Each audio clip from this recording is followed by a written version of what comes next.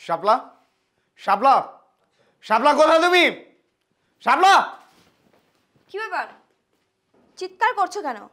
আর ইদানিং তোমার গলার জোরটা যেন বেশি বেড়েই যাচ্ছে। আমাকে বড় গলায় ডাকছো? গলার সাউন্ড আমার বাড়েনি, গলার সাউন্ড বেড়েছে তোমার। তুমি মনে হচ্ছে একটু বেশি জোরে কথা বলছো। যাই হোক, তুমি বলো তো, আমার বাবাকে দিয়ে তুমি এ বাড়ির চাকরের কাজ কেন করিয়েছো? কেন আমার বাবাকে অপমান করেছো? যে যেই কাজের জন্য যোগ্য তাকে তো সেই কাজটাই করতে হবে। আর তোমার ওই গ্রামের ক্ষেত বাবা আমার বাড়ির চাকরের কাজ করার জন্যই যোগ্য। তোমার সাহস কি করে হয় আমার বাবাকে চাকর বলে অপমান করার? আর তোমার সাহস কি করে হয় যে তুমি আমার মেয়ের গায়ে হাত তোলো? আমার মায়ের গায়ে হাত তোলো না? আপনার মেয়ের গায়ে হাত তুলতে গিয়েছি বলে আপনি আমার গায়ে হাত তুলেছেন, অথচ আপনার মেয়ে কি করেছে? আমার বাবাকে দিয়ে বাড়ির কাজের লোকের কাজ করিয়েছে, আমার বাবাকে অপমান করেছে। কই, আপনার মেয়েকে তো কিছু বললেন না?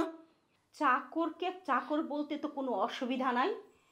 আর যদি কোনোদিন আমার মেয়ের গায়ে তুমি হাত তুলছো না, তাহলে মনে রাখো তোমার খবর আছে। তুমি আমার দয়ায় এখানে এসেছো এবং এখানে থাকছো।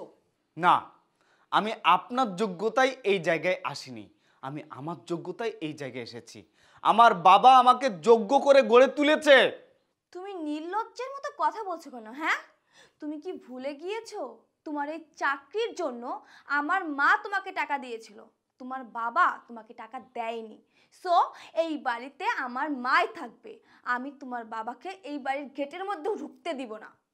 শোন, এসব বাপ বেটার কথা বাদ দে। তুই না শপিংয়ে যেতে চেয়েছিলি, কবে যাবি? হ্যাঁ, আমি তো শপিংয়ে আজকেই যাব। আই, টাকা দাও। আমার কাছে কোনো টাকা পয়সা নেই, আমি কোনো টাকা দিতে পারবো না। মা, সরো তো।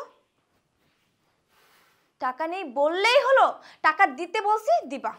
কি করছো তুমি? শাপলা, কি করছো তুমি? দেখতে পাচ্ছ না কি করি? মা, এখানে অনেকগুলো টাকা আছে, তোমার আর আমার শপিং খুব ভালো মতো হয়ে যাবে। চলো আমরা আজকে শপিংয়ে যাব। চল।